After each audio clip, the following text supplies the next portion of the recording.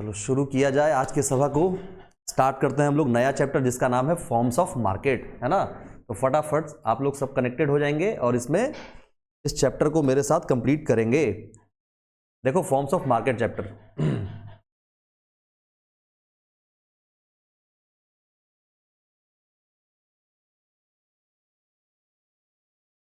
Market में हम लोग क्या देखेंगे, हम लोग देखेंगे कि मार्केट कैसा होता है। ठीक है, मार्केट में मेन आपको यह समझना है कि मार्केट का बिहेवियर कैसा होता है, मार्केट में किस किस तरह का मार्केट होता है जिस मार्केट में हम लोग डील करते हैं। ठीक है ना। तो बोलता है market is a place where buying and selling of goods takes place. अब बताओ ये कोई नया बात है? मार्केट क्या होता है? वैसा जगह जहां पे लोग गुड्स को खरीदते और बेचते हैं, तो उसी को हम क्या बोलते हैं? मार्केट बोलते हैं। जहां पे लोगों का काम है गुड्स को खरीदना और बेचना। वेरी सिंपल मार्केट का कॉन्सेप्ट है, जहां पे लोग गुड्स को खरीदते और बेचते हैं। ये हो गया क्लियर। अच्छा, कौन कौन सा ऐसा चीज है जो मार्केट को अफेक्ट करता है या जिसको मार्केट बनाता है? तो पहला बात बोलता है number of buyer and sellers. जब तक मार्केट में बायर और सेलर नहीं रहेंगे तो मार्केट कहलाएगा क्या? तो मार्केट को मार्केट कहलाने के लिए बायर और सेलर को होना बहुत ही जरूरी है। दूसरा बात आता है नेचर ऑफ प्रोडक्ट। आप किस तरह का प्रोडक्ट को बेच रहे हो, यह असली मैटर करता है कि मार्केट में कैसा प्रोडक्ट को हम सेल कर रहे हैं, कैसा प्रोडक्ट को लोग परचेज करने जा रहे हैं, यह है दूसरा बात। तीसरा बात mobility of factor of production. Factor of production का मतलब क्या होता है? जरा इमेजिन करो क्या होता होगा। जहां बात फैक्टर ऑफ प्रोडक्शन का होगा उसको हम बोलेंगे लेबर। लेबर ही तो है फैक्टर ऑफ प्रोडक्शन, जो प्रोडक्शन करके देता है, उस मतलब जो प्रोडक्शन करने में हेल्प करता है उसको लेबर ही तो बोलते हैं। और हाँ, तो बात हो रहा है किसका? Mobility of factor of production. Mobility का मतलब क्या होता है? मोबिलिटी का मतलब होता है मूव करना, एक तरह से मूव करना। तो हम बोल सकते हैं इसको कि ये मूव करना होता है इसका मतलब। तो जब कोई लेबर को एक जगह से दूसरी जगह मूव करवाते हैं इसको mobility of factor of production बोलते हैं। और लास्ट पॉइंट अपना क्या है? Knowledge of market. मार्केट का जानकारी होना। अब देखो जनरली क्या होता है, every person are rational person. जो भी लोग होते हैं बुद्धिमान व्यक्ति होते हैं, तो उनको मार्केट का जानकारी होता है। अगर बाजार में कोई तुमको बोले कि आलू बिक रहा है 500 रुपए का 5 kg, तो थोड़ा सा अनबियरेबल प्राइस लगेगा कि ऐसा कैसे हो सकता है। हम लोग भी मार्केट में ही रहते हैं भाई। मार्केट में आलू कितना मैक्सिमम 100 रुपए का 5 kg मिलता होगा। 120, 130, 140, बहुत महंगाई तो 200 रुपए किलो। इधर अपने मार्केट में 500 रुपए केजी तो कभी नहीं होता है। और कोई अगर बाजार में गए किसी दुकान में पूछने कि भाई आलू कैसे पसेरी बेच रहे हो, बोलेगा कि हम 500 रुपए पसेरी बेच रहे हैं। तो पागल बना रहे हो क्या? उन्हें हम ही मिले हैं सुबह सुबह पागल बनाने के लिए, क्योंकि पता है हम लोगों को कि अपने मार्केट में इतना महंगा आलू कभी बिका ही नहीं है। तो हर तरह का मतलब जो बायर है वो सारे बायर बुद्धिमान होते हैं और उनको मार्केट का जानकारी होता है। ठीक है, ठीक है। अब बोलता है मार्केट जो है वो कितने तरह के होते हैं। तो मेनली मार्केट दो तरह का, एक परफेक्ट कंपिटिटिव मार्केट और दूसरा इम्परफेक्ट कंपिटिटिव। लेकिन हम इसको दो तरह का बोलेंगे नहीं। इम्परफेक्ट मार्केट जो है उसमें 3 तरह का मार्केट आता है, मोनोपोली, मोनोपोलिस्टिक और ओलिगोपोली। 3 तरह का मार्केट। तो हम समझेंगे कि 4 तरह का मार्केट। पहला मार्केट ये हो गया, दूसरा मार्केट ये हो गया, तीसरा मार्केट ये हो गया और चौथा मार्केट ये हो गया। ठीक है। आज वाले क्लास में हम लोग किसके बारे में बात करेंगे? एक परफेक्ट कंपटीशन के बारे में बात कर लेंगे, एक मोनोपोली के बारे में बात कर लेंगे। ये 2 मार्केट के बारे में आज हम लोग अच्छे से सीख जाएंगे। ठीक है, जरा परफेक्ट कंपटीशन मार्केट पे चलते हैं। बोलता है परफेक्ट मार्केट कैसा मार्केट होता है? तो जैसे सब्जी का मार्केट देख लो, सब्जी का मार्केट है, बस वही परफेक्ट मार्केट या परफेक्ट कंपटीशन मार्केट तुम उसको बोल सकते हो। देखो ये एग्जांपल भी हम देके समझाए हुए, पहले एक बार पढ़ लेते हैं डेफिनेशन इसका। तो डेफिनेशन बोलता है कि it is a market in which there are very large number of buyer and seller। Very large, ये नहीं हम बोल रहे हैं अनलिमिटेड या इतना ज्यादा जिसका कोई जवाब नहीं। वेरी लार्ज, एक अच्छा खासा मात्रा में बायर और सेलर होते हैं। अच्छा, there is a homogeneous product which is selling at a uniform price. क्या बोला? यहां कैसा प्रोडक्ट बेचा जाता है? यहां पे होमोजीनियस प्रोडक्ट को बेचा जाता है। और जब हम बात करेंगे होमोजीनियस, इसका मतलब क्या होता है? एक ही तरह का गुड्स, एक ही तरह का गुड्स, उसको हम बोलते हैं होमोजीनियस प्रोडक्ट। ठीक है ना। तो there is a homogeneous product which is selling at a uniform price. Uniform price का मतलब क्या? यूनिफॉर्म प्राइस का मतलब क्या? Similar price. अगर बाजार में 80 रुपए का 5 केजी आलू मिल रहा है तो हर कोई 80 रुपए का ही 5 केजी बेचेगा। अगर बाजार में 50 रुपए का एक पीस गोभी मिल रहा है तो 50 रुपए का ही गोभी हर जगह पे मिलेगा। थोड़ा बहुत इधर उधर हो सकता है, पर जहां इधर उधर होगा तो लोग उसके पास जाएगा ही नहीं। अगर मानो कोई 60 का बेच रहा है, उसके पास कोई क्यों जाएगा, जाएगा ही नहीं, मतलब ही नहीं बनता जाने का। तो ये देखो, वही एक एग्जाम्पल हमने फोटो से दिखा रखा है कि यहां पे एक सेलर ये रहा, बाकी बायर बहुत सारे हैं। ऐसा ऐसा सेलर देखो लाइन से कितने सारे इधर है, दुनिया भर के सेलर लाइन से अपना अपना ठेला लगा के सामान बेच रहे हैं और लोग उनके पास ग्राहक बहुत सारे खरीदने भी जा रहे हैं, है ना। तो देखो पहला पॉइंट इसमें क्या है, very large number of buyer and seller, जो अभी हमने समझा, यानी individual buyer can not affect market. ये बताओ, आज मुस्कान बोली आज हम बाजार आलू खरीदने नहीं जाएंगे, तो बाजार का क्या बिगड़ जाएगा, सो बताओ, कुछ बिगड़ सकता है? नहीं बिगड़ सकता है। तो अगर बाजार में कोई एक ग्राहक नहीं जाते हैं या दूसरा ग्राहक नहीं जाता है तो उससे मार्केट को कोई फर्क नहीं पड़ने वाला है। या आज सेलर किसी का तबीयत खराब हो गया, मानो कृष्ण प्याज बेच रहा था, कृष्ण बोला आज हम नहीं जाएंगे प्याज बेचने, तो क्या मार्केट को कोई फर्क पड़ेगा? कोई बहुत सारे प्याज बेचने वाले हैं, ठीक है। संजना उधर से बोल रही थी टमाटर ले लो, टमाटर ले लो, बेचारी आज उसका तबीयत खराब हो गया, नहीं गई, तो क्या और नहीं है बाजार में बेचने वाला? बहुत सारे लोग हैं।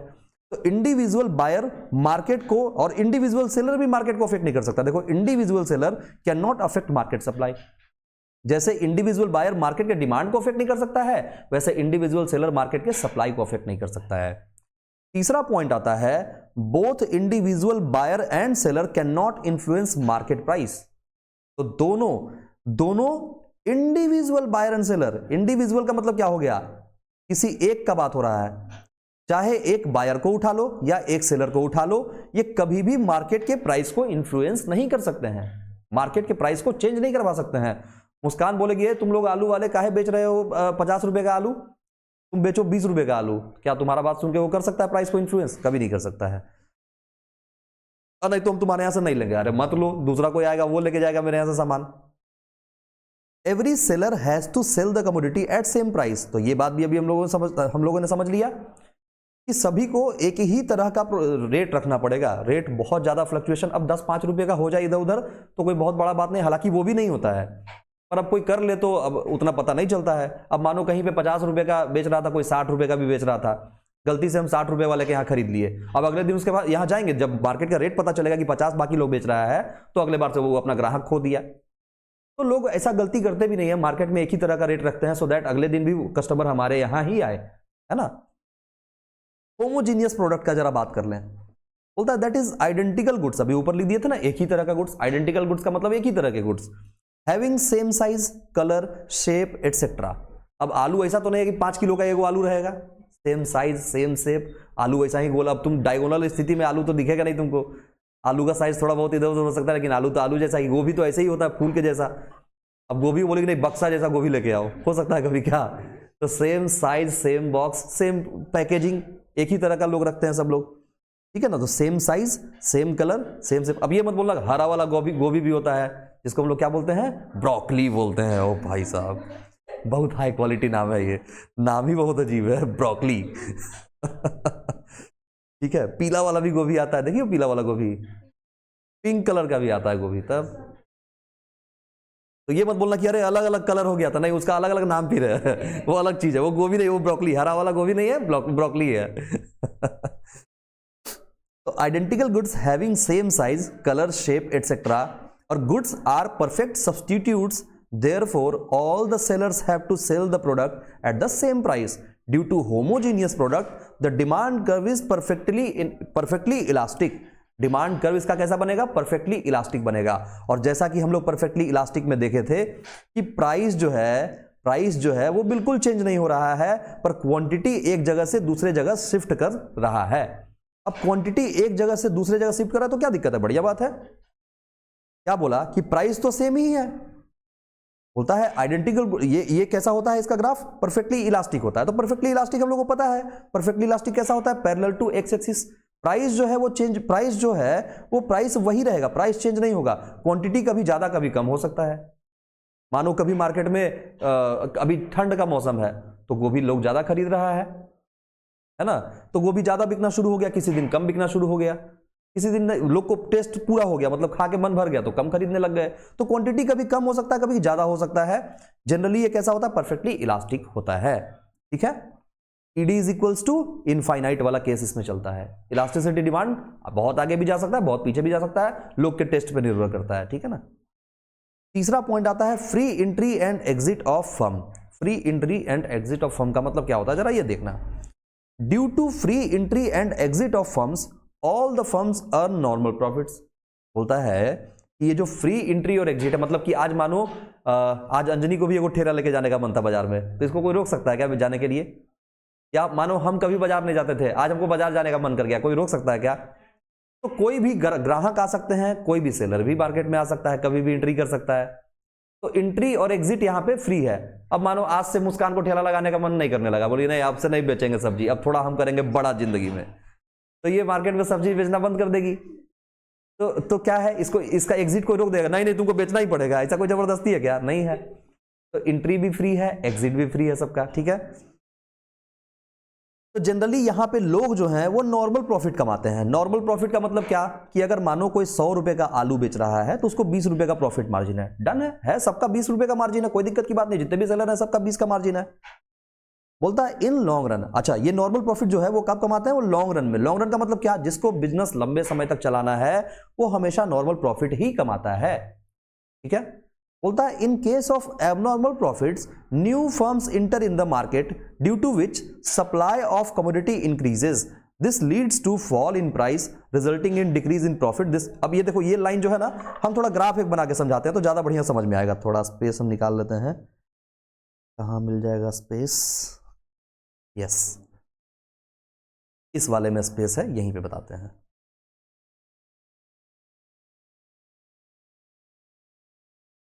देखो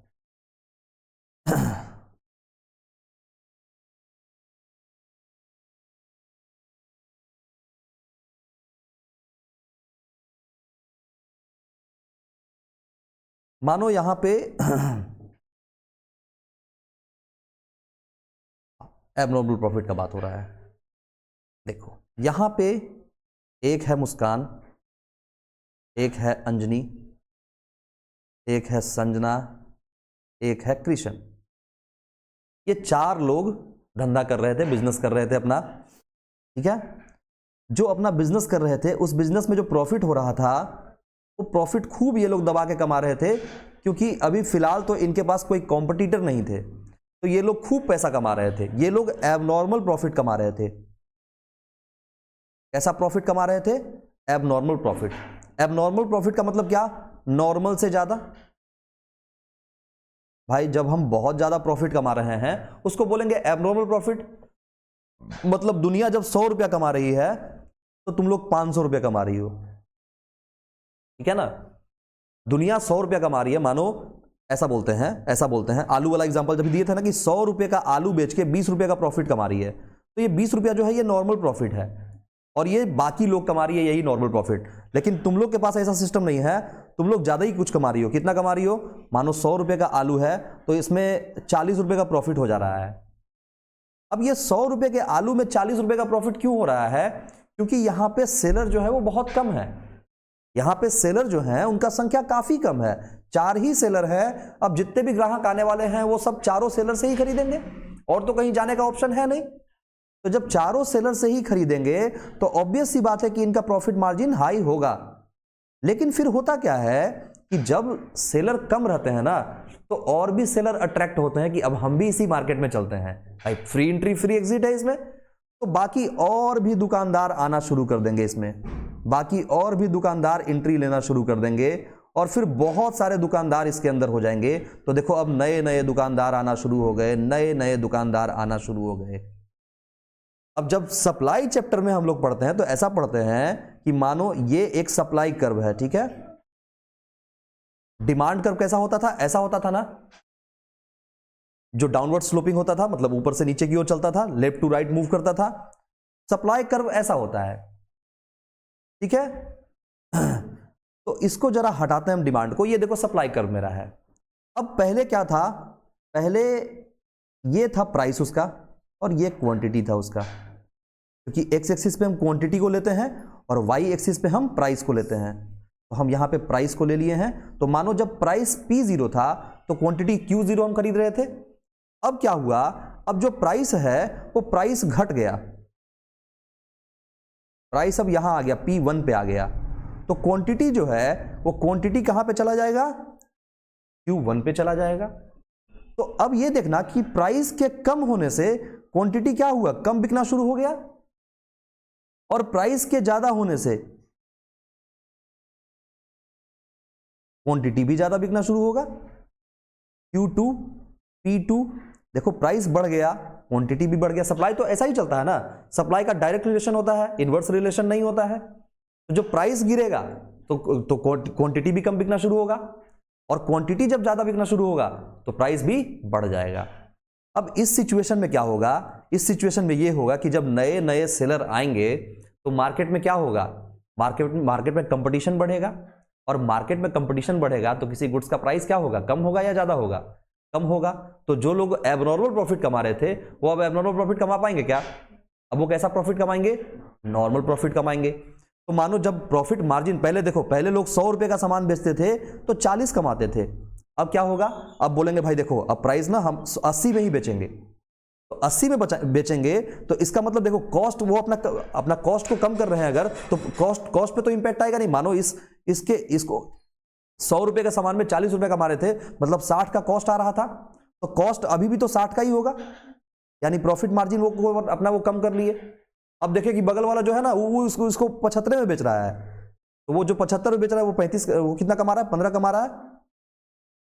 75 में बेचने वाला 15 कमा रहा है, अब ये क्या करेगा, 70 में बेचना शुरू कर देगा, 70 में बेचेगा 10 कमाएगा, फिर कोई 60 में बेचना शुरू कर देगा तो कुछ नहीं कमाएगा। तो कुछ नहीं वाला तो बात हो ही नहीं सकता है, तो एटलीस्ट कोई 65 में बेचना शुरू करेगा, केवल 5 का मार्जिन रखेगा, और फिर मार्केट यहीं पे आके रुक जाएगा। ये हो गया नॉर्मल प्रॉफिट, कि अब सब लोग नॉर्मल कमाना शुरू कर दिए, क्योंकि कम मार्जिन रखेंगे तो हर दुकान में कस्टमर जाएगा, सेम सबका रेट सेम हो गया, तो कस्टमर कहीं भी चला जाएगा कि चलो इतने तो मार्जिन है, ज्यादा मार्जिन जो लेगा उसके यहाँ कस्टमर जाएगा ही नहीं। एक बार मार्केट का रेट खराब होगा तो खराब ही रह जाएगा, ठीक है।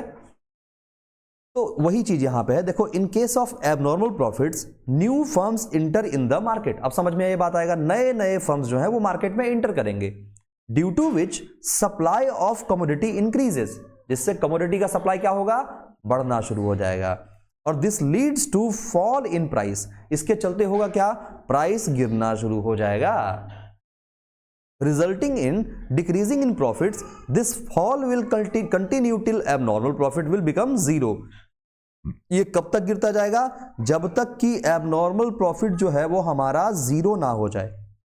मतलब जो दुनिया फालतू कमा, मतलब हम जो फालतू कमा रहे थे, हम 4 लोग पहले से, ये 4 लोग जो थे वो जो ज्यादा कमा रहे थे, ये तब तक वो गिरेगा पैसा जब तक ये ज्यादा कमाने वाला सिस्टम कम ना हो जाए, और वो भी बाकी लोग के जैसा ही कमाना शुरू ना कर दें। And all the firms earn normal profit, और बाकी जितने फर्म है कब तक हो जाएगा ये, तब तक जब तक सारे फर्म नॉर्मल प्रॉफिट कमाना शुरू नहीं कर दें तब तक ऐसा चलेगा, ठीक है। Vice versa in case of losses, losses के केस में भी ऐसा ही होगा। कैसे होगा, देखो जरा फिर से बनाते हैं एक बक्सा। मानो ये एक मार्केट है, ठीक है, ये एक मार्केट है, इस मार्केट में पहले से 4 लोग थे, चलो 5 लोग बना लेते हैं, और एक बनाते हैं, 6 लोग थे, 6 लोग थे इस मार्केट में। अब क्या हुआ, ये 6 लोग सारे के सारे लॉस इनकर कर रहे थे मार्केट में। जिस चीज का ये लोग बिजनेस कर रहे थे उस बिजनेस में प्रॉफिट का मार्जिन था ही नहीं। तो जब प्रॉफिट का मार्जिन नहीं था तो उस सिचुएशन में क्या हुआ, कुछ लोग हिम्मत हारना शुरू किए और ये अपना बिजनेस बंद कर दिए, ये भी बंद करना शुरू कर दिए, ये भी बंद करना शुरू कर दिए। तो बचे 3 लोग। जब 3 लोग बचे तो ये लोग फिर क्या किए, अपना प्राइस बढ़ा दिए और सही प्रॉफिट मार्जिन पे आ गए, तो इनको लॉस होना बंद हो गया। तो कभी मार्केट में कंपटीटर बढ़ेगा तो कभी कम होगा। जब प्रॉफिट के केस में कंपटीटर बढ़ेगा और लॉस के केस में कंपटीटर कम होगा, और प्रॉफिट के केस में जब कंपटीटर बढ़ना शुरू होगा तो मार्केट में कंपटीटर बढ़ने से क्या होगा, रेट जो हम एबनॉर्मल प्रॉफिट कमा रहे थे वो हमारा नॉर्मल प्रॉफिट पे शिफ्ट हो जाएगा। और जब मार्केट में कंपटीटर भागेगा लॉसेस के केस में, तो उस समय हम लॉसेस जो इनकर कर रहे थे उसके जगह पे अब हम नॉर्मल प्रॉफिट पे शिफ्ट हो जाएंगे। तो बहुत सिंपल सा लॉजिक है, समझ में आ गया ये बात। उसके बाद बात आता है perfect knowledge of market. Perfect knowledge of market का बात ऊपर में किए थे, देखो both buyer and seller have perfect knowledge of market, therefore no seller can sell the product at higher price. हम बताए थे ना, मुस्कान सुबह सुबह गई और उसको 500 रुपए केजी बोल दिया आलू, तो मुस्कान तो बुद्धिमान है, इसको परफेक्ट नॉलेज है मार्केट का। भाई 500 रुपए पसेरी आलू कैसे बेच दोगे तुम, 100 रुपए केजी आलू है, आज तक तो ना हुआ बख्तियारपुर में कभी ये रेट, तो 100 रुपए केजी रेट नहीं हुआ है तो नहीं हुआ, तो बस नहीं लेंगे तुम्हारे यहां से, कहीं और चले जाएंगे, बगल में गई वहां देखी 50 रुपए का 5 केजी मिल रहा है, बोली बस यही सही रेट है, क्योंकि मार्केट का नॉलेज मुस्कान के पास है। अगला पॉइंट पे आते हैं, perfect mobility of factor of production. Mobility का मतलब अभी हम बताए थे ना, मूव करना, और फैक्टर ऑफ प्रोडक्शन का मतलब हमने क्या बताया, लेबर। तो लेबर को एक जगह से दूसरी जगह मूव करा सकते हो, तो इसमें नॉर्मल सा इंग्लिश है, movement from one place to another, एक जगह से दूसरी जगह मूवमेंट कराना। छठा पॉइंट आता है, no advertisement cost, selling cost, additional transportation cost is involve. क्या बोला, कभी देखियो कि ठेला वाला अपना पर्चा लगाते चल रहा है, हाँ जी आज से हम बाजार में ठेला पे सब्जी बेचने वाले हैं, ऐसा कभी पैम्पलेट बंटते देखियो क्या, तो उसका एडवर्टीजमेंट कॉस्ट है क्या? कोचिंग तो है नहीं कि पैम्पलेट बांटते चलेंगे, हाँ जी आज से ठेला पर सब्जी बिकना शुरू होने वाला है, ऐसा कहीं पैम्पलेट देखियो, नहीं देखियो। तो एडवर्टीजमेंट कॉस्ट, सेलिंग कॉस्ट, उसको कोई प्रमोशन का जरूरत नहीं है, वो बाजार में बस ठेला लेके खड़ा होगा और ग्राहक खुद ब खुद आना शुरू हो जाएंगे, ठीक है ना। तो वहां कोई पैम्पलेट बांटने का जरूरत नहीं पड़ता है, कोई प्रमोशन करने का बात नहीं पड़ता चलता है। प्रमोशन तो काहे का प्रमोशन, अब अमिताभ बच्चन बुला रहा है ठेला वाला कि हाँ जी आज सेल सब्जी बेचेंगे आज से यहाँ पर, ऐसा कभी होता है क्या, नहीं होता है। तो advertisement cost, selling cost, additional transportation cost is involve है, नो एडवर्टीजमेंट, अच्छा नो आगे है, नहीं इन्वॉल्व है ये सब कॉस्ट, ठीक है ठीक है। एडिशनल ट्रांसपोर्टेशन कॉस्ट का मतलब कि अब इसको बढ़िया गाड़ी से पैकिंग करके एकदम भेजा जाएगा, ऐसा होता है क्या, सब्जी है ठेला वेला पे लेके आ गया आराम से, इजीली आ गया सब्जी, ठीक है। एक 7वां पॉइंट देखो, AR, MR and TR curve जो है उसका डायग्राम से समझ लो। तो जैसे डायग्राम होता है, टोटल रेवेन्यू जो है बढ़ता है और एवरेज रेवेन्यू जो है वो कैसा होता है, मार्जिनल रेवेन्यू के बराबर हो जाता है। तो ये वाला ग्राफ रेवेन्यू चैप्टर में है, ठीक है। 8वां नंबर पे आ जाओ, industry is price maker and firm is price taker. अब ये वाले बात को समझते हैं जरा, ऐसे समझना कि हम एक एग्जांपल दे दें, जैसे गाड़ी है कोई, एक गाड़ी है मारुति सुजुकी, मानो एक गाड़ी है मारुति, एक गाड़ी है मारुति सुजुकी, एक गाड़ी है महिंद्रा कंपनी, महिंद्रा भी कंपनी है एक, और कोई कंपनी का नाम बताओ, टाटा, और कंपनी का नाम बताओ किया, और कंपनी का नाम बताओ BMW, ठीक है, मर्सिडीज का तो लोगो ही बना देते हैं। तो ये सब बहुत सारा गाड़ी का कंपनी है, और ये सारा कंपनी मिलके इस सारे कंपनी को हम क्या बोलते हैं, इस सारे कंपनी को हम बोलते हैं ऑटोमोबाइल कंपनी, ऑटोमोबाइल कंपनी बोलते हैं कि नहीं, ठीक है। तो ऑटोमोबाइल कंपनी जो बोलते हैं, ये जितने भी गाड़ी वाले कंपनी है सबको मिला के बोलते हैं। तो अगर हम बोले इंडस्ट्री का, अगर हम बात करें तो इंडस्ट्री क्या हो गया, ऑटोमोबाइल इंडस्ट्री, ऑटोमोबाइल कंपनी नहीं, ऑटोमोबाइल इंडस्ट्री वर्ड यहां यूज करना चाहिए हमको, ऑटोमोबाइल इंडस्ट्री।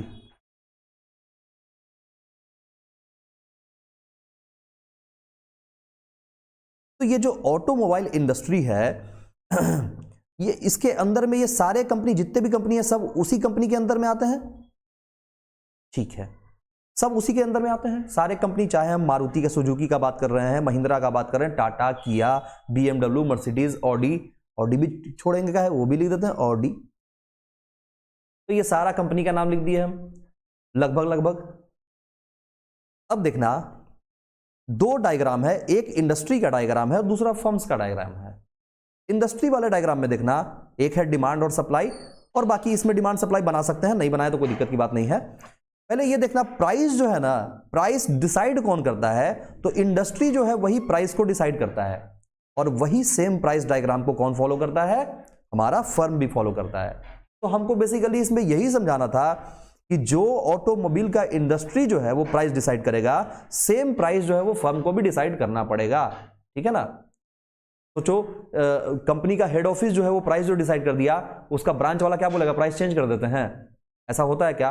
तो जो उसका इंडस्ट्री प्राइस डिसाइड कर दिया वही उसके फर्म्स भी प्राइस को रखेंगे। तो ये भी बात समझ में आ गया। इंडस्ट्री हमेशा प्राइस मेकर, मतलब प्राइस कौन डिसाइड करेगा? इंडस्ट्री। और फर्म जो है उसको क्या करेगा? फॉलो करेगा, प्राइस टेकर। ये प्राइस को फॉलो करेगा, जो प्राइस रखा गया है उसी प्राइस पे काम करेगा। ठीक है, तो यही बात नीचे थ्योरी में भी लिखा हुआ है, price of commodity is determined by the intersection of market demand and market supply of whole industry. पूरे इंडस्ट्री का मार्केट का डिमांड क्या है, मार्केट का सप्लाई क्या है, इसको देखते हुए ऑटोमोबाइल इंडस्ट्री क्या करेगा? किसी प्राइस को डिसाइड करेगा। Every firm has to accept the price determined by the industry, और इंडस्ट्री ने जिस प्राइस को डिटरमाइन कर दिया वही प्राइस को, प्राइस टेकर बन जाएगा कौन? फर्म। उसी प्राइस को वो क्या करेगा? एडॉप्ट कर लेगा। ठीक है, ये पहला हो गया पॉइंट, हमारा कंप्लीट हो गया। अभी हम बोले थे ना, ये जो ग्राफ बनवाए थे, इस ग्राफ में बोले थे कि एक हम आज पढ़ेंगे परफेक्ट कंपटीशन मार्केट के बारे में और दूसरा हम पढ़ेंगे मोनोपोली मार्केट के बारे में। एक पॉइंट हमारा कंप्लीट हो गया। जरा इसको क्विकली एक बार रिवाइज करते हैं। परफेक्ट कंपटीशन मार्केट में हमने क्या पढ़ा? जहां पे बहुत सारे बायर और बहुत सारे सेलर होते हैं, large number of buyer many seller नहीं बोलेंगे, लार्ज नंबर ऑफ बायर और सेलर बोलेंगे। यहां पे होमोजीनियस प्रोडक्ट का बात किया जाता है और प्राइस जो होता है वो जनरली यूनिफॉर्म होता है। ठीक है, ठीक है, ठीक है, ये बात समझ में आ गया। इंडिविजुअल बायर जो है वो मार्केट को अफेक्ट नहीं कर सकता है, सेलर भी इंडिविजुअल मार्केट को अफेक्ट नहीं कर सकता है। उसके बाद बोथ इंडिविजुअल बायर जो है वो क्या कर सकता है? मार्केट के प्राइस को भी इंफ्लुएंस नहीं कर सकता है। ठीक है ना, तो ये भी इंपॉर्टेंट वर्ड है। अच्छा, जितने भी सेलर हैं लगभग सेलर जो है वो सेम प्राइस पे सामान को बेचेंगे। ठीक है, होमोजीनियस प्रोडक्ट का मतलब क्या है? आइडेंटिकल गुड्स है, परफेक्ट सब्स्टिट्यूट इसका अवेलेबल है, यानी एक आलू हम बेच रहे हैं तो कोई आलू और भी बेच रहा होगा, उसका परफेक्ट सब्स्टिट्यूट है। All the sellers have to sell the product at same price, सारे सेलर जो है सेम प्राइस पे आलू बेच रहे होंगे, सारे सेलर सेम प्राइस पे गोभी बेच रहे होंगे। ठीक है, तो ऐसा इस सिनारियो में क्या बोला जाता है? इसको परफेक्टली इलास्टिक मार्केट बोला जाता है, जहां पे इलास्टिसिटी डिमांड हमारा क्या होता है? इनफाइनाइट होता है, पैरेलल टू एक्स एक्सिस, क्योंकि प्राइस फिक्स रहेगा, क्वांटिटी चेंज हो सकता है। ये बात समझ में आ गया। फ्री एंट्री एंड एग्जिट है, कोई भी मार्केट में आ सकता है, कोई भी मार्केट से जा सकता है, मतलब कोई भी सेलर नया आ सकता है मार्केट में, कोई भी बायर नया मार्केट में आ सकता है। ठीक है, किसी का रिस्ट्रिक्शंस वैसा नहीं है।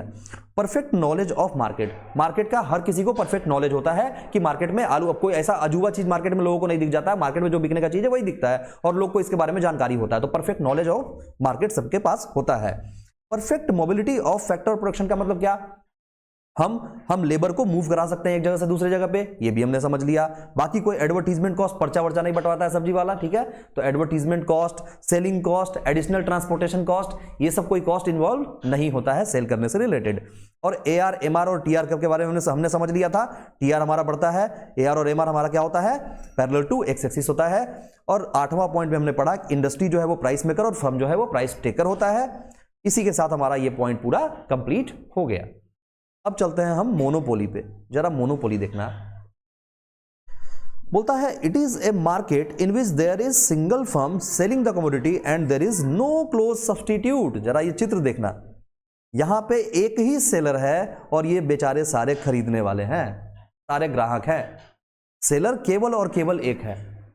तो जब सेलर केवल और केवल एक रहेगा तो जैसा सेलर बोलेगा वैसा बायर फॉलो करेगा। तो ये है कौन? ये है सेलर।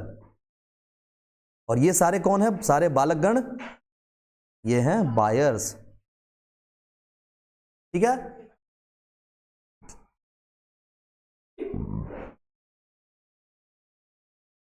अब देखना जरा इसके बारे में क्या बोलता है कि it is a market in which there is single firm selling the commodity and there is uh no close substitute. बोलता है यहां पे सिंगल सेलर हैं, जहां पे एक सिंगल लोग हैं, एक सिंगल फर्म है जो अपने कमोडिटी को सेल कर रहा है और उसका कोई क्लोज सब्स्टिट्यूट नहीं है, मतलब उसको कोई कंपटीशन देने वाला नहीं आ सकता। बेस्ट एग्जांपल ऊपर में हमने लिख के रखा है, Indian railway is the best example. सबसे बेस्ट एग्जांपल इंडियन रेलवे को सोच के चलो, सारा दिमाग में डाउट क्लियर हो जाएगा। ठीक है, हाँ, एक ही, जनरली तो एक ही है एग्जांपल। अब क्या दूसरे एग्जांपल को, अब देखो एयरलाइंस का एग्जांपल ले सकते हैं, लेकिन एयरलाइंस में बहुत कंपटीशन है। अब वहां इतना सारा कंपनी है तो वहां कंपटीशन है, तो जनरली ये एक एग्जांपल सबसे परफेक्ट बैठता है इस पे। ठीक है, चलो सिंगल सेलर पे आ जाओ। और भी एग्जांपल ले सकते हो मेरे बारे में, हम भी एक ही हैं यहाँ पे, मोनोपोली हैं। ठीक है, हाँ, तो सिंगल सेलर्स क्या होता है जरा देखना। बोलता है under monopoly the firms has full control over the supply and hence firm is price maker. क्या बोला? मोनोपोली के अंदर में firm has full control over the supply, firm के पास पूरा का पूरा कंट्रोल है अपने सप्लाई को लेके, and hence firm is price maker, और इसीलिए फर्म जो है वही प्राइस मेकर होता है। क्योंकि जरा रेलवे का दिमाग में चलाओ, रेलवे का जो प्राइस है वो प्राइस कौन डिसाइड करता है? रेलवे ही करता है, क्योंकि वो इकलौता है सेलर, तो वही फर्म जो है वो प्राइस को डिसाइड करेगा, तो वही खुद अपना प्राइस मेकर वो खुद ही है, ठीक है। और उसको अपने रेलवे पे पूरा कंट्रोल, रेलवे को अपने ऊपर पूरा कंट्रोल है, जैसे चाहेगा वैसे रेलवे को चलाएगा। उसको मानो एक नया राजधानी एक्सप्रेस को फिर से लॉन्च करना है, करेगा लॉन्च, अगर देखेगा प्रॉफिटेबल है तो डेफिनेटली करेगा। नो क्लोज सब्सटीट्यूट, अब ऐसा तो नहीं है कि अंबानी साहब आएंगे बोलेंगे हम अपना रेलवे ला रहे हैं, अब ना मेरा अपना रेलवे चलेगा और नया नया पटरी पे ट्रेन मेरा भी दौड़ेगा, ठीक है, अब कोई हमको डिस्टर्ब करने नहीं आएगा, मेरा खुद का मार्केट रहेगा, जैसे मन करेगा वैसे हम उसको इन्फ्लुएंस करेंगे। ऐसा हो सकता है क्या? अरे ऐसा हो सकता है, ऐसा एयरलाइन कंपनी में हो जाता है, पर क्या रेलवे में ऐसा हो सकता है? नहीं हो सकता है। रेलवे में नया, एयरलाइन में नया नया कंपनी लॉन्च हो गया, एयर इंडिया था तो इंडिगो आ गया, स्पाइस जेट आ गया, आकाशा एयर आ गया, बहुत सारा है ना। नो क्लोज सब्सटीट्यूट में जरा देखो, monopolist do not face competition and there are no close substitute of the product और therefore demand curve is downward sloping steeper curve. इसका कैसा होता है demand curve? Downward sloping steeper curve. Steeper के बारे में पढ़ाया था, याद है? जहां पे क्वांटिटी थोड़ा सा से चेंज होगा, हालांकि ये ग्राफ को और स्टीप बनाना चाहिए था, एकदम यहां आना चाहिए था ऐसा, और प्राइस जो है वो ऐसा होना चाहिए था, तो भी अभी भी ये समझने लायक है कि क्वांटिटी जो है वो थोड़ा सा से चेंज हुआ है, पर प्राइस जो है वो बहुत ज्यादा, मतलब प्राइस के ज्यादा चेंज होने से क्वांटिटी पे कोई खास फर्क नहीं पड़ेगा। जैसे मानो यहां से पटना का किराया जो है ट्रेन से, अगर किसी एक्सप्रेस गाड़ी का बात करें तो 30 रुपीज का है, ठीक है। अब ये 30 से अपना प्राइस बढ़ा के 35 कर दे या 50 कर दे, तो भी जो जाने वाले लोग हैं वो तो जाएंगे ही जाएंगे। लेकिन हाँ, अब इसमें भी मनमानी नहीं चल सकता रेलवे का। ऐसा नहीं कि रेलवे बोलेगा अब 30 रुपए से हम प्राइस बढ़ा के सीधे 100 रुपया कर देंगे, फिर पता चलेगा कि कल पटरी पे बैठ के सारा धरना देना शुरू किया और 2-4 को ट्रेन लगा दिया, 700-800 करोड़ का, हजारों करोड़ का लॉस हो जाएगा रेलवे वाले को। क्योंकि आप अगर आपका मोनोपोली है तो आप मनमाना नहीं कर सकते हैं। क्योंकि अगर यहां से मानो बस से अगर पटना जाते हैं तो बस से किराया कितने का लगता है? 70 रुपीज का। तो ट्रेन आदमी क्यों प्रीफर करता है? क्योंकि चीपर पड़ता है वो। अब ट्रेन का प्राइस बस से भी ज्यादा हो जाए तो लोग ट्रेन से क्यों ट्रेवल करेंगे? और रेलवे वाले को फोड़ेंगे नहीं तो और क्या करेंगे? क्योंकि मतलब ही नहीं बनता फिर उसमें ट्रेवल करने का। तो इसलिए देखो, नो क्लोज सब्सटीट्यूट में तो चलो ये तो यहां पे तो ये जीत जाता है, बोलता है मोनोपोलिस्ट जो है उसको कंपटीशन फेस नहीं करना पड़ता है, तो नहीं कंपटीशन फेस करना पड़ता है। क्यों? क्योंकि उसके पास क्लोज सब्सटीट्यूट नहीं है प्रोडक्ट का। तो इसलिए डिमांड कर्व जो है वो डाउनवर्ड स्लोपिंग स्टीपर कर्व यहां पे हो जाता है। थोड़ा बहुत प्राइस ऊपर नीचे चले, प्राइस थोड़ा ज्यादा भी चेंज हो गया तो क्वांटिटी पे कोई खास फर्क नहीं पड़ेगा, क्वांटिटी वही रहेगा, ठीक है ना। अगला देखो, independent price policy. Independent price policy का मतलब क्या? मोनोपोलिस्ट फर्म कैन इंक्रीज और decrease the price as it wants, जैसा वो चाहेगा प्राइस को कम या ज्यादा कर सकता है। It has substantial control over price, उसके पास एक सब्सटेंशियल कंट्रोल है अपने प्राइस को लेके। And it can exploit the buyers by charging any price for its product, और वो बायर को किसी भी तरीके से परेशान भी कर सकता है प्रोडक्ट अपना प्राइस चार्ज करने के लिए। लेकिन देखो, फुल कंट्रोल तो वर्ड यहां भी हम लिख के काटे हुए हैं, ये जो लिखे हैं सब्सटेंशियल कंट्रोल हम लिखे हैं, वो उसके प्राइस पे उसको सब्सटेंशियल कंट्रोल है, मतलब एक हद तक उसके पास कंट्रोल है कि आप प्राइस को चेंज कर सकते हो पर आप अति नहीं कर सकते हो कहीं भी। इसलिए फुल कंट्रोल तो नहीं है, क्योंकि फिर बायर आपके प्रोडक्ट को कंज्यूम करना ही छोड़ देगा, तो आपके सर्विसेज को कंज्यूम करना छोड़ देगा, तो आप कैसे फिर करोगे? आपसे चलेगा नहीं फिर, है ना। फिर लॉस में जाना शुरू हो जाएगा। अब रेलवे मनमाना करना शुरू करेगा तो लोग रेलवे को प्रीफर करना ही छोड़ देगा, फिर लॉस होना शुरू हो जाएगा, ठीक है। प्राइस डिस्क्रिमिनेशन, जरा ये समझना, it is a practice of charging different prices from different buyers in different markets for the same commodity. It takes in situation when elasticity of demand is different in different markets. Monopolist changes higher prices where elasticity of demand is low. देखो, ऐसा बात कर लेते हैं, railway का जरा बात करते हैं, उसमें अलग अलग डब्बा होता है ना, first class, second class, third class, ऐसा क्लास होता है ना। तो जरा हम बात करते हैं, मानो हम फर्स्ट क्लास का जरा बात कर लें। तो ये रेलवे है। अब रेलवे में 3 तरह का कैटेगरी हो गया, एक हो गया फर्स्ट क्लास, एक हो गया सेकंड क्लास, और एक हो गया थर्ड क्लास, और एक हो गया स्लीपर क्लास, और एक हो गया जनरल क्लास। तो एक हो गया स्लीपर क्लास और एक हो गया जनरल। अब मानो जनरल का प्राइस है 30 रुपया, तो स्लीपर का प्राइस रहेगा मानो 100 रुपया, थर्ड क्लास का रहेगा प्राइस मानो 300 रुपया, और सेकंड क्लास का प्राइस रहेगा 500 रुपया, फर्स्ट क्लास का प्राइस रहेगा 1000 रुपया। अब देखो जैसे बायर वैसा डिप प्राइस। अब बायर है ज्यादा औकात वाला तो फर्स्ट क्लास में ट्रेवल करेगा, तो उसको बेसिकली उसको ज्यादा पेमेंट करना पड़ेगा। लेकिन यहां पे क्या है, यहां पे डिमांड लो है, क्योंकि अभी भी अपने इंडिया में क्या है कि बहुत सारे लोग गरीब भी हैं, वो फर्स्ट क्लास में ट्रेवल नहीं कर सकते, क्योंकि 50 किलोमीटर के लिए 1000 रुपया खर्चा करना उनके लिए अफोर्डेबल नहीं हो सकता है। उनके लिए कौन सा अफोर्डेबल होगा 30 रुपीज का जनरल डब्बा में ट्रेवल कर लेंगे। अब सोचो यहां बख्तियारपुर से पटना के लिए कितना लोग स्लीपर क्लास में ट्रेन लेता होगा क्या। तो यहां पे भी क्या है, डिमांड काफी लो है, इन सब जगह पे डिमांड काफी लो रहता है, ठीक है ना। तो बाकी तो चलो ये वाला तो लंबे डिस्टेंस के लिए लोग प्रीफर कर लेंगे, लेकिन हर कोई सेकंड और फर्स्ट क्लास को प्रीफर नहीं कर सकता है। तो जहां पे प्राइस ज्यादा होता है वहां पे डिमांड उसका लो होता है, इसलिए उसका प्राइस ज्यादा भी होता है, क्योंकि उसमें सर्विसेज ज्यादा होते हैं, उसके चार्जेज होते हैं, है ना। तो वही बात यहां पे लिखा हुआ है, देखना जरा इस वाले डायग्राम से ये बात समझ में आ जाएगा कि it is a practice of charging different prices from different buyers. Different buyer से डिफरेंट प्राइस चार्ज किया जाता है, डिफरेंट मार्केट में चार्ज किया जाता है फॉर द सेम कमोडिटी। एक ही कमोडिटी में डिफरेंट मार्केट है, ट्रेन तो एक ही है पर उसके अंदर मार्केट अलग अलग हो गया, first class, second class, third class, sleeper class, general class. It takes in the situation when elasticity of demand is different in different markets, जहां पे इलास्टिसिटी ऑफ डिमांड जो है वो अलग अलग मार्केट में अलग अलग उसका डिमांड है।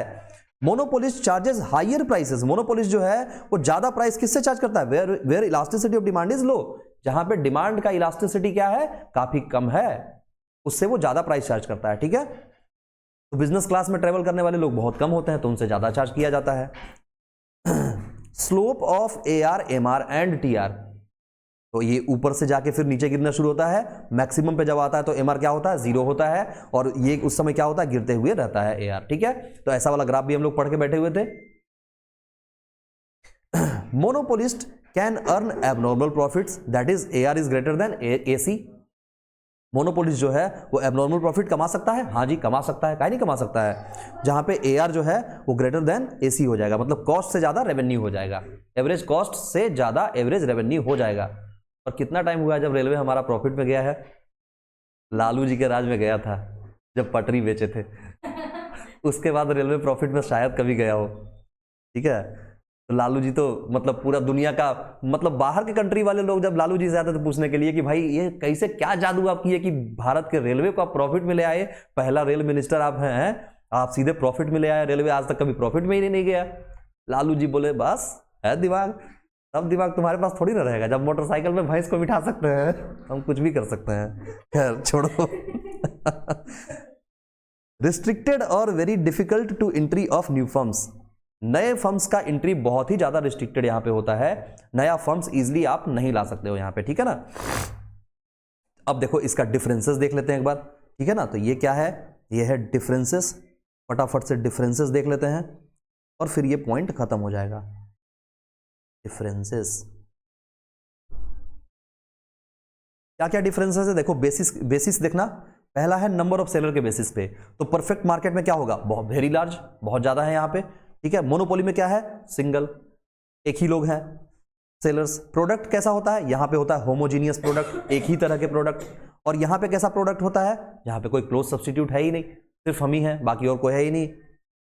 एंट्री ऑफ फर्म, फर्म का एंट्री यहां पे क्या होगा, फ्री होगा, कोई भी लोग आ सकते हैं, कोई भी लोग जा सकते हैं, यहां पे रिस्ट्रिक्टेड है, जो हम हैं वो हम ही हैं और कोई हो नहीं सकता। प्राइस मेकर और प्राइस टेकर, तो फर्म जो होता है वो क्या होता है, यहाँ पे प्राइस टेकर होता है, क्योंकि इंडस्ट्री जो है प्राइस को सेट करता है, प्राइस मेकर इंडस्ट्री होता है और फर्म जो है वो प्राइस टेकर होता है। और फर्म यहाँ पे क्या है, प्राइस मेकर, भाई रेलवे है, अपना प्राइस खुद डिसाइड करेगा, उसको कोई डिसाइड करवाने वाला तो होता भी नहीं है। AR कर्व कैसा होता है, तो parallel to x axis, AR curve कैसा होता है, पैरेलल टू एक्स एक्सिस, पढ़े थे ना ऊपर में पैरेलल टू एक्स एक्सिस के लिए। और यहाँ डाउनवर्ड स्लोपिंग स्टीपर कर्व जो अभी पढ़े थे हम लोग, एकदम स्टीप ऐसे खड़ा रहता है, ठीक है ना, जहां क्वांटिटी थोड़ा सा से चेंज, प्राइस कितना भी ज्यादा बढ़ जाए या कम हो जाए, क्वांटिटी थोड़ा सा से चेंज होता है। उसके बाद पढ़े इलास्टिसिटी ऑफ डिमांड के बारे में, यहां पे इनफाइनाइट होता था, प्राइस तो बढ़ता घटता था ही नहीं, क्वांटिटी कितना भी आगे पीछे हो जाए लेकिन प्राइस फिक्स रहता था, ठीक है। और यहां पे क्या है, यहां पे क्या है, लेस देन 1, हाँ इसके बारे में पढ़े थे अभी हम, लेस देन 1 स्टीपर में पढ़े थे। प्रॉफिट जो है, प्रॉफिट कैसा होगा, यहाँ पे लोग नॉर्मल प्रॉफिट कमाएंगे। अगर गलती से कोई एबनॉर्मल कमा भी लिया तो फिर बहुत सारे सेलर आ जाएंगे और उसको नॉर्मल पे शिफ्ट कर देंगे, और अगर लॉस हो रहा है तो कुछ लोग भाग जाएंगे फिर उसको नॉर्मल पे शिफ्ट कर देंगे, मतलब रहना नॉर्मल में ही है, ठीक है। तो AR is equal to AC, average cost is equal to average revenue. Abnormal profit यहाँ पे लोग कमाते हैं, average revenue is greater than average cost, क्योंकि रेलवे कमा सकता है एक्स्ट्रा, ठीक है, क्योंकि उसके पास ऑप्शन है। नॉलेज ऑफ मार्केट, मार्केट का नॉलेज यहाँ पे बोलता है परफेक्ट नॉलेज होता है लोगों के पास, सब बुद्धिमान है, आलू बैगन टमाटर कैसा होता है सबको पता है, तो सबके पास परफेक्ट नॉलेज इस चीज का है। लेकिन यहाँ पे लोगों के पास इम्परफेक्ट नॉलेज है हर चीज। रेलवे में, रेलवे कैसे चलता है पता है तुम लोगों को, क्या क्या प्रोसेस होता है उसका, लोको पायलट कैसे ट्रेन को चलाता है, और स्टीयरिंग लेके तो नहीं बैठता होगा, अरे चलिए चलिए जी इधर घुमा लें, ऐसा तो नहीं कर सकता है रेलवे वाला ड्राइवर, ठीक है, या स्टीयरिंग लेके घुमा दिया, चलो इधर चलते हैं, लेफ्ट मोड़ते हैं, राइट मोड़ते हैं, ऑप्शन ही नहीं है स्टीयरिंग का। अगला पॉइंट आता है मोबिलिटी ऑफ फैक्टर्स। पता चला पहला बार कभी संजना देखी ट्रेन चलाते हुए, हैं बिना स्टीयरिंग का गाड़ी चला रहा है, स्टीयरिंग क्या हुआ तुम्हारा, वो उड़ा देना, कहीं गिरा मत देना हम लोग को। हाँ, मोबिलिटी ऑफ फैक्टर्स देखो जरा। परफेक्ट मोबिलिटी मतलब आप कहीं भी लेबर को उठा के एक जगह से दूसरी जगह ट्रांसफर कर सकते हो, यहाँ पे इम्परफेक्ट मोबिलिटी है, आप कहीं भी ट्रांसफर नहीं कर सकते हो, एक सिस्टम जो बना हुआ है उसी सिस्टम में काम कर सकता है, ठीक है। प्राइस डिस्क्रिमिनेशन में देखो, नॉट पॉसिबल, यहाँ पे प्राइस डिस्क्रिमिनेशन हो सकता है क्या, नहीं भाई, संभव ही नहीं है। जो मन करेगा वो प्राइस रख सकता है कोई भी सेलर, क्या नहीं, यहाँ पे रख सकता है, मर्जी है इसका, लेकिन फुल कंट्रोल नहीं है, सब्सटेंशियल कंट्रोल है पर फुल कंट्रोल नहीं है, ठीक है। तो ये पॉइंट अपना यहाँ पे समाप्त हो जाता है। बोलो समझ में आया या नहीं आया, समझ में आया, ओके। हाँ, तो इस रिकॉर्डिंग को, इस सेशन को यहीं पे एंड करते हैं। हम लोग मिलेंगे अपने सेकंड वाले पार्ट में, जहां पे हम बाकी 2 मार्केट को कवर करेंगे। जो कौन कौन सा मार्केट है अपना, एक हो जाएगा मोनोपोलिस्ट और दूसरा हो जाएगा ओलिगोपोली। तो ये दोनों पॉइंट को हम अगले वाले मतलब ये तो दिखाई नहीं है ना, हाँ, तो मोनोपोलिस्ट जो है और ओलिगोपोली, ये 2 मार्केट अपना बच गया। ये 2 मार्केट को हम लोग अगले क्लासेस में कंप्लीट कराएंगे, ठीक है। तो इस वाले वीडियो को देखने के लिए आप सभी का बहुत बहुत धन्यवाद। हम लोग मिलेंगे अपने अगले वाले वीडियो में, तब तक आप इस चैनल पे बने रहें, और जो नहीं जुड़े हैं वो जुड़ जाएं। लाइक, सब्सक्राइब, कमेंट जो होता है सब कर सकते हैं, ठीक है।